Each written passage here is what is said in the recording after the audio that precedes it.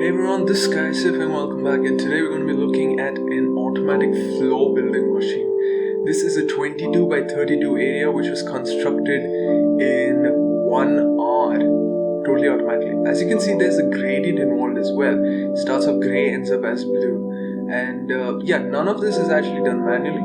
So let's look at how this works. So we've got this line of blocks here which will be pushed on by the flying machine all the way to the end and come back.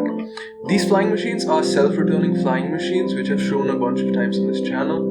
Hillmango has a good video on them. Now we look at the block feeder. I'll do this without the auto dropping. As you can see, we've got this chain of these small segments that make sure that the blocks reach all the way to the end.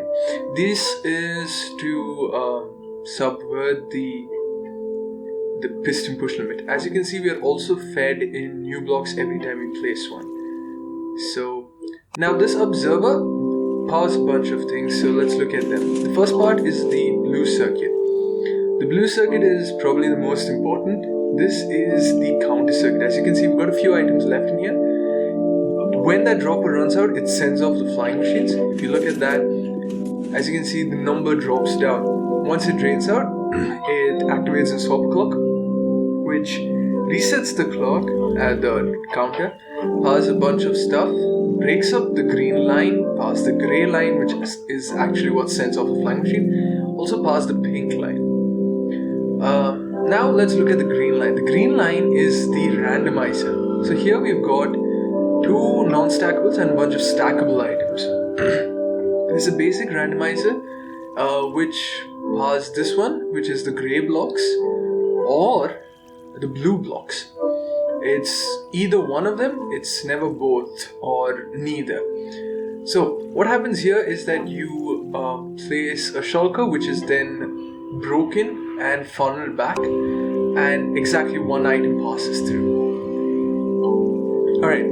The next portion that we're going to look at is the pink section. The pink section is the gradient control. Every time the pistons are sent off, we are sent to gradient control. Now, this just has one item left, meaning the gradient is going to adjust the next run. This affects the yellow line.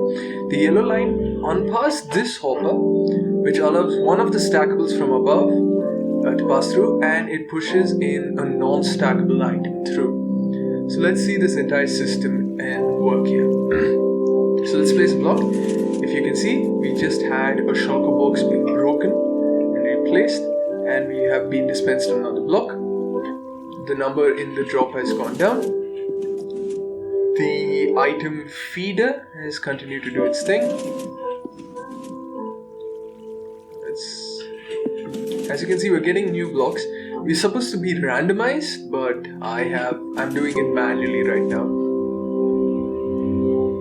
And now once we place it, we have a lot of things that get activated, and a very satisfying flying machine line which places all the blocks, returns back, and resets the system, gives us a new block to place.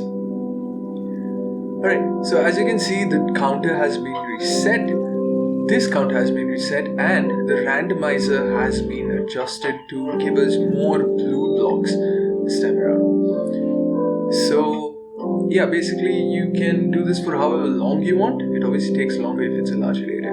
So this is actually how you're supposed to use it in survival. If I was to just clear up, okay, my bad. We just place the block here. That's been fed. We wait for a bit. We get a new block, and we can place it again. And yeah, you can just sit over here with your right mouse pressed down. You have to make sure you don't have any other blocks in your inventory, obviously. But besides that, this is pretty automatic. Thanks for watching, and I'll see you again.